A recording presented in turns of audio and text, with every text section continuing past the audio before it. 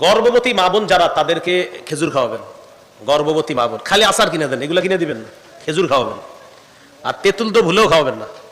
এরা খাইতে চায় কি তেঁতুল, আপনি দিবেন খেজুর। কেন?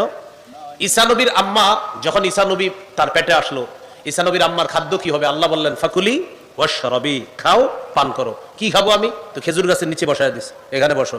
গাছে খেজুর নাই, মুফাসসিরিনে কেরাম লেখছে সমস্যা কি? খেজুর নাই। তোমার মন চাইলে গাছ নাড়া দিবা, খেজুর আল্লাহ দিয়ে দিবে।